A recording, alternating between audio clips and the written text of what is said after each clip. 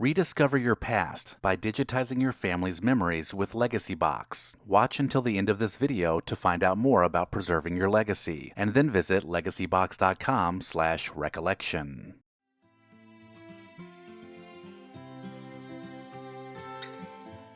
In America, anyone can be successful, and if you want proof, take a look at Gary Dahl, the inventor of pet rocks. The advertising executive came up with the idea while drinking with his buddies, and the idea became a fad that sold upwards of 100,000 units per day. The idea was simple: a rock, a cardboard box designed to look like a pet carrying case, and a pamphlet of tongue-in-cheek instructions. The pet rock appealed to those with a sense of humor for sure, but for only about 6 months. After Christmas 1975, sales fell and the rocks were discontinued. But by then, Gary Dahl had sold over 1 million pet rocks for $4 each, making himself a millionaire.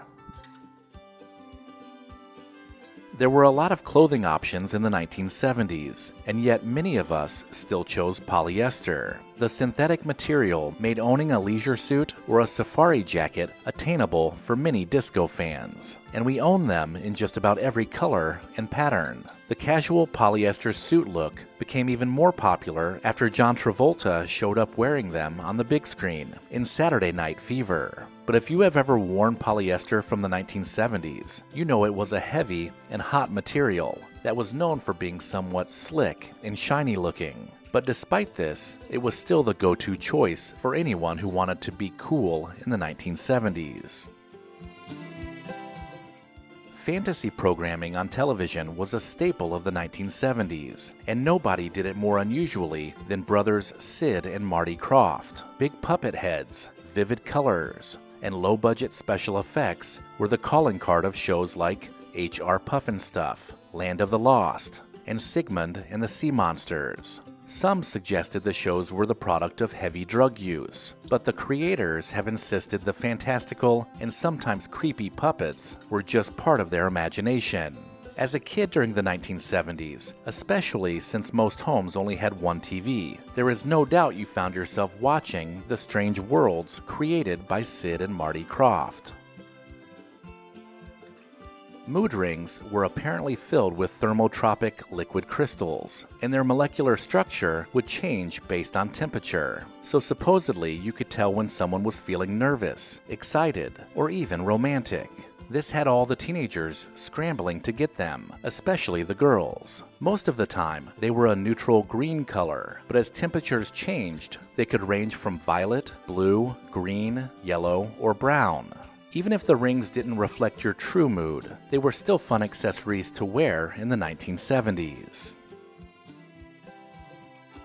Sometime in the late 1960s, it was decided that kitchen appliances in America should be either avocado or harvest gold in color, and during the 1970s, this really took hold.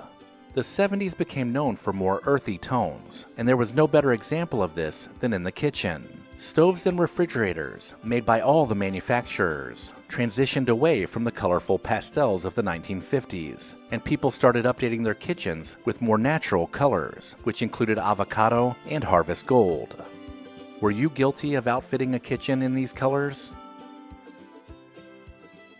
The first episode of Saturday Night Live premiered on October 11, 1975, and the show instantly made stars of their not-ready-for-primetime players. Comedy rebels like John Belushi, Bill Murray, and Gilda Radner kept us up late with their hilarious sketches. Another skit in particular starred Dan Aykroyd and Steve Martin, playing two Czech brothers, constantly trying to get together with swinging American foxes. It was a solid parody of the kinds of characters you might actually find in a 1970s nightclub. The Wild and Crazy Guys skit had everyone imitating the catchphrase around the water cooler on Monday mornings.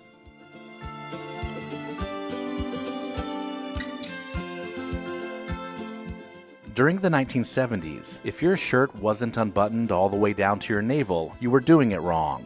The look was definitely on the casual side, and it did an exceptional job of showcasing your hairy chest. If it was good enough for Burt Reynolds or Barry Gibb, then all 1970s men should follow suit. Looking back, maybe it wasn't the best look, especially when coupled with those floppy collars and leisure suits. Following a 1973 overhaul, the game show Match Game moved to CBS and became the raunchy, hilarious free-for-all we remember today. The show was about two contestants trying to win money by matching answers with a panel of celebrities. But really, it was about the one-liners delivered by the likes of Brett Somers, Richard Dawson, and the always outrageous Charles Nelson Riley. The bawdier, the better. And although Match Game looks seriously dated today, it still manages to deliver some solid laughs and was a guilty pleasure for many back in the 1970s. The 1973 oil crisis hit wallets pretty hard, and filling up larger vehicles took its toll on many Americans. So some of them switched to compact new cars like the Ford Pinto, the AMC Gremlin, and the AMC Pacer. Unfortunately, whatever they offered in mileage, they lacked in design. The Ford Pinto was infamously explosive. The Gremlin handled terribly, and the fishbowl-like Pacer is widely considered one of the ugliest cars ever made. Thankfully, all three of these models were short-lived, and manufacturers recognized their mistakes, stopping production of them by 1980. In the late 1970s, an unlikely superstar began touring the country, with exhibitions attracting a sold-out audience. The treasures of King Tut, the Egyptian boy king, whose lavish tomb was discovered in 1922, went on a U.S. tour starting in 1976. And it was so successful, it lasted into the 1980s. The exhibition created such a buzz, King Tut and Egyptian culture was showing up on TV, in movies, and in music. Who could forget Steve Martin's costumed SNL performance of King Tut in 1978? Not to mention, many of us were guilty of owning at least one King Tut t-shirt, too.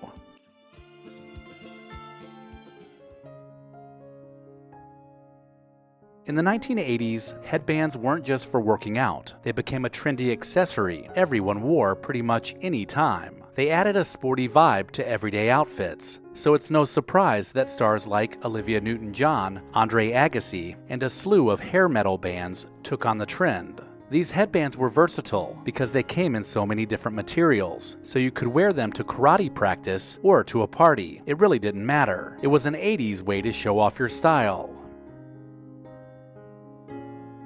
Parachute pants were made for anyone who wanted to look cool in the 1980s. These pants were made from slick, lightweight nylon, which made them perfect for showing off those breakdancing moves. These pants had plenty of zippers and were offered in bold designs, making them look somewhat futuristic for the time. You definitely stood out when wearing them, and they made quite the statement at school or parties. But by the late 1980s, parachute pants were taken to a new level when MC Hammer made baggy versions of them even more popular. Hammer pants, as they became known, were perfect for doing his signature Hammer dance.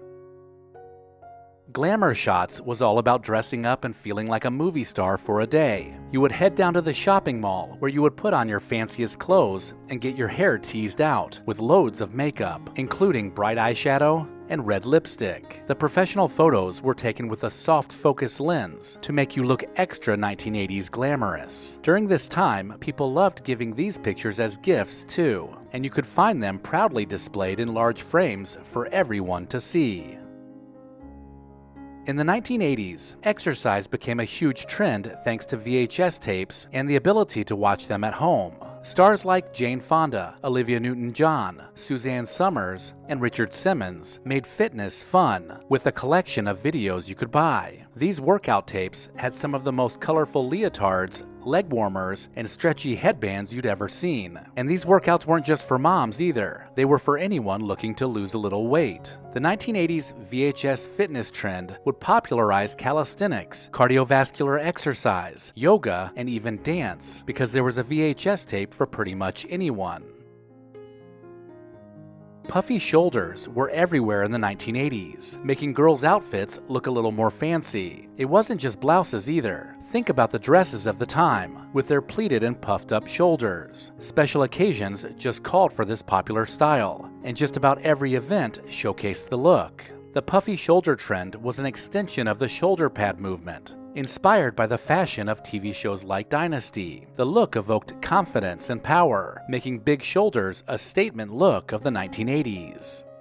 The Chevrolet Chevette was a popular car for people on a budget in the 1980s. It was small, simple, and great for saving money on gas, which made it a favorite for first-time drivers and college students. Families loved it too because it was affordable and reliable. It wasn't flashy, but it got the job done, and it symbolized being practical during a time when money was stretched pretty thin. How many of you had a Chevette as your first car when you got your license?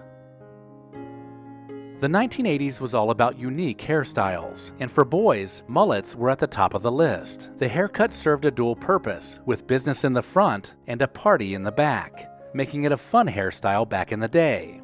A rat tail was another option that many young people opted for. You could even tie it off with a rubber band or braid it. These hairstyles were a way to stand out, and everyday regular kids didn't waste time embracing the look. Zubaz pants were a bright and crazy fashion trend that sports-loving fans latched onto. The wild zebra-like patterns and loose-fitting designs were as comfortable as they were loud. NFL players loved wearing Zubaz too, and they were often featured as paid sponsors for the brand. Wearing your team colors while lounging around, working out, or watching the game was never easier. And paired with an oversized t-shirt, these pants became a popular look in the 1980s. Wearing multiple watches at the same time was a quirky thing that many people did in the 80s. Kids and teens stacked colorful, neon watches, often swatch watches, on their wrists like bracelets. It didn't matter if they worked or even showed the right time. It was all about wearing as many as you could and standing out. Members-only jackets were a way for young men to show off in the 1980s. These slim-fitting lightweight jackets had a signature logo on the chest and stylish epaulettes on the shoulder. They came in a variety of stylish colors, making it easy to match with, and they were worn by everyone, from teenagers to celebrities. Owning one of these jackets felt like you were a member of an exclusive club, and it didn't get much cooler than that. Garbage Pail Kids trading cards were gross, funny, and super popular with kids in the 1980s. Each card had a silly character with a weird name, like Atom Bomb or Leaky Lindsay. Kids loved them and would even trade them at school, trying to complete their collections. Parents and teachers, however, didn't like them much because they were pretty vile and edgy, but that made kids want them even more. Windbreaker suits were another lightweight, colorful way to look stylish while fighting the wind. These usually came in matching sets and were neon colored and covered in geometric shapes. Outdoor activities never looked so good because the material kept you somewhat dry on rainy days and pretty comfortable in cooler weather. Windbreaker suits had that sporty look that paired well with a nice set of sneakers. Shutter sunglasses were a funky fashion accessory in the 1980s. These shades had slats instead of lenses, making it harder to see, but they looked super cool. The bright neon colors made them stand out, and people would often wear them to parties or concerts. They were all about making a bold statement, even if they weren't very practical. Before smartphones, people used to have to call a special number to find out the exact time and temperature. This was helpful for setting a clock or planning what to wear before you headed outside. And believe it or not, it was used quite frequently. Many families had the number memorized, making it quick and easy to dial up. It's a simple reminder of just how much technology has changed over the past few decades. Remember Stirrup pants? They were a mix of leggings and regular pants, but they had straps that went under your feet to keep them pulled down. The stretchy pants were comfortable and stylish, and they were perfect with an oversized sweater. Young girls and moms alike loved them because you could dress them up or down, making them a must-have item for girls living in the 1980s.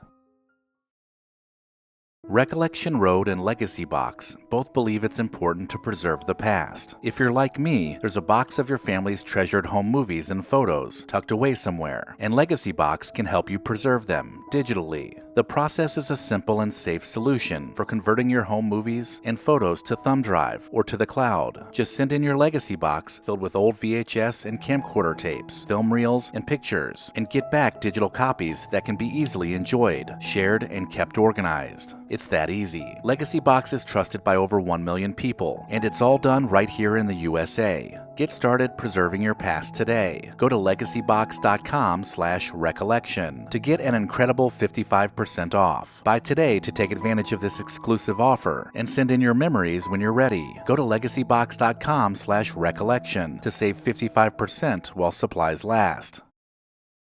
Let me know in the comments if I missed anything, and make sure to check the description of this video for links to pick up a t-shirt and sign up for the newsletter. Also, don't forget to visit our friends at Horn & Hardart to save 10% on your next order. Visit hornandhardart.com/recollection. Thank you to our loyal Patreon supporters listed here. Visit patreon.com/recollectionroad to join the club.